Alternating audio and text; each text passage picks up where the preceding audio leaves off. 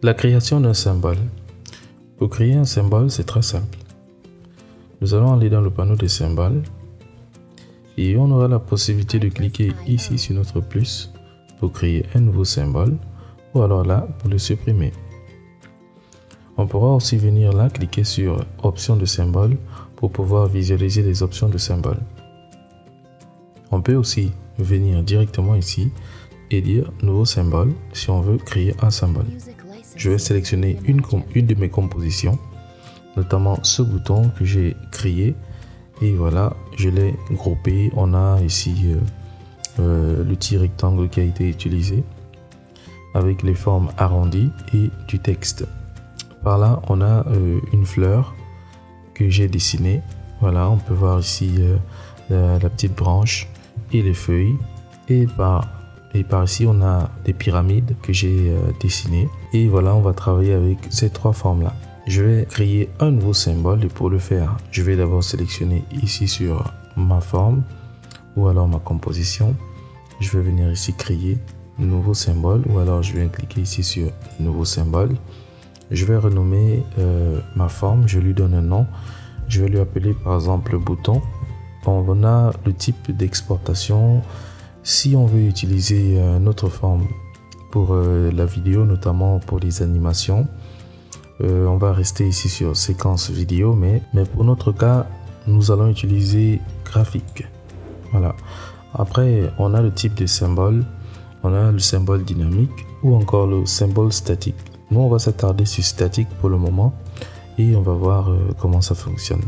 Et après, on peut enregistrer la position, soit en haut, en bas, à gauche, à droite, etc. On va laisser ça comme ça au centre et après on peut activer les repères pour la mise à l'échelle en 9 tranches. On va voir ça bien après. On va cliquer sur OK tout de suite. On a notre symbole ici qui s'appelle bouton et je vais sur OK. Ensuite là on peut voir qu'ici dans notre panneau de symboles on a maintenant un symbole. Je vais faire le même exercice avec ma petite fleur qui est là. Elle a déjà été groupée, donc je sélectionne juste le groupe d'éléments. Je peux venir juste la déposer comme ça, hop, et voilà. J'ai encore mon menu qui s'affiche et je vais renommer mon élément qui va s'appeler fleur, par exemple. Et je choisis encore le type d'exploitation en graphique. Je garde symbole statique et on va dire OK. Voilà, et mon dernier élément, je vais venir ici créer. On va voir comment ça marche. Hop, voilà, je mets encore graphique et je vais dire, par exemple ici, on va le garder en dynamique. Voilà, je vais dire OK. Voilà, et maintenant nous avons deux symboles qui sont statiques et un symbole dynamique. On va constater ici dans le panneau de symboles qu'on a nos deux symboles statiques ici que j'ai créé.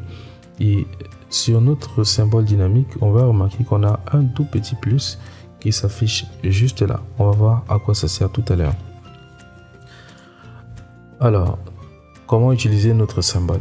J'ai ici par exemple une page web que j'ai illustrée et je vais utiliser le bouton mon bouton dont j'ai transformé en symbole. Je vais juste le faire glisser comme ça, hop, et voilà, je vais le copier au dessus et je le redimensionne, je mets une dimension qui sera bien adaptée, hop, voilà, comme ça. Je pourrais donc ajouter du texte. Je vais créer une zone de texte ici et je l'aligne à gauche.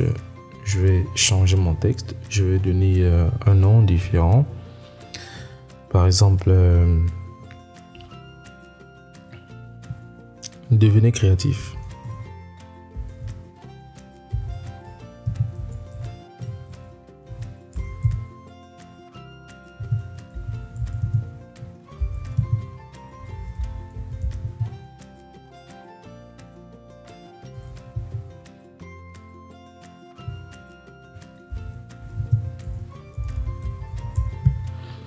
Voilà, on va garder ce petit texte comme ça. Je vais l'agrandir, j'ajuste la taille, je vais l'aligner, je vais changer le style. OK, hop, voilà, on l'aligne à gauche.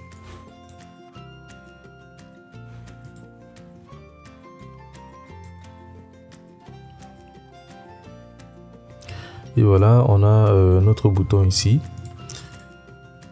Je vais le mettre quelque part là.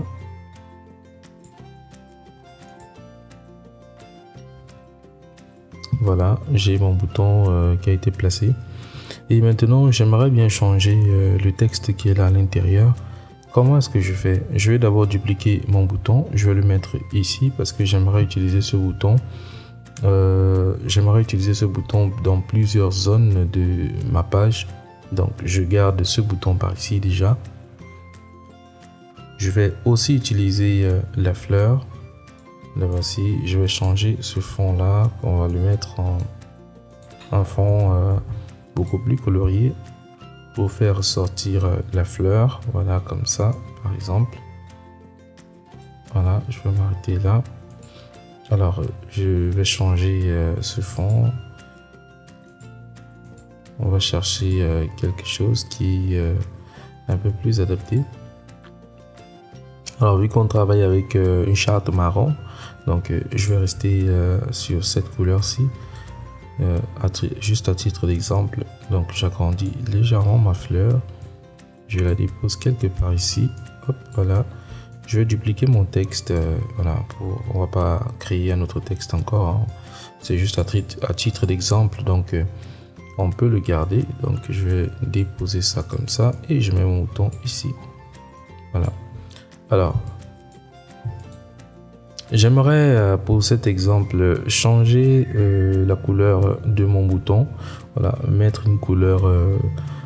garder ce bouton blanc mais donner un autre aspect à ce bouton là.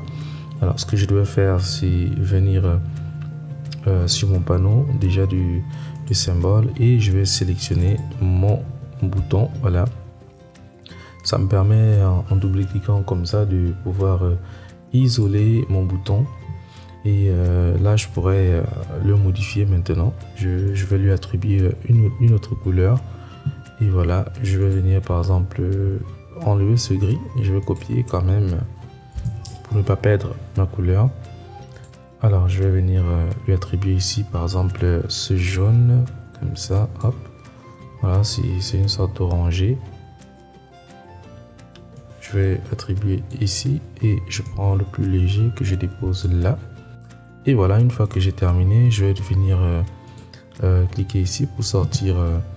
de mon isolation comme ça, hop, voilà. Et maintenant on peut voir que mon bouton il est orange là en haut et aussi en bas. Voilà, c'est tout simplement parce que nous on a gardé le mode statique, ce qui nous permet ce qui fait en sorte qu'à chaque fois qu'on va modifier un élément, on aura exactement la même chose partout.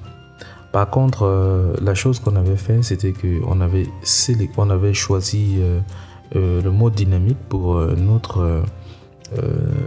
nos petites pyramides. Donc, on va le garder ici comme logo, déjà, de base. Voilà, on va les garder ici comme logo. Sans titre, hein. Voilà, c'est juste à titre illustratif pour un exemple. Donc, je vais dupliquer cette pyramide là, je vais venir déposer quelque part, je sais pas, peut-être ici, voilà, et je vais l'agrandir un peu plus comme ça. Voilà, c'est parfait. Alors maintenant, si j'ai envie de faire une modification, par exemple ici, je prends l'outil sélection directe et je vais venir cliquer là. Par exemple, je vais changer cette couleur-ci. Je vais la mettre en ce gris un peu plus clair comme ça, ou encore un peu moins. Alors je vais sélectionner aussi celui-là, je fais pareil, un peu plus clair, lui beaucoup plus clair. Voilà, je vais sélectionner les autres côtés et je donne une couleur sombre comme ceci, on va dire des gris. Je fais pareil par là, je fais pareil là, comme ça, hop. Et ici un peu plus sombre, voilà, comme ça. Voilà, là on a la représentation de l'ombre, c'est du dégradé. Je vais venir sélectionner cette zone, je prends la pipette et je pipe comme ça. Je viens prendre encore celle-là, je vais appliquer celle-ci, comme ça, cette ombre-ci. Ou encore un peu plus sombre. Voilà, ça serait beaucoup mieux. Je vais sélectionner celle-là, comme ça. Je vais tout simplement piper cette couleur-là. Voilà, non, ça a mal tourné. Alors, je vais prendre ici. Hop, comme ça. Et voilà, je prends ça. Voilà. Maintenant, j'ai changé totalement les couleurs. Est-ce que ça a changé sur notre premier symbole? On va voir ça tout de suite. Non, ça n'a pas du tout changé.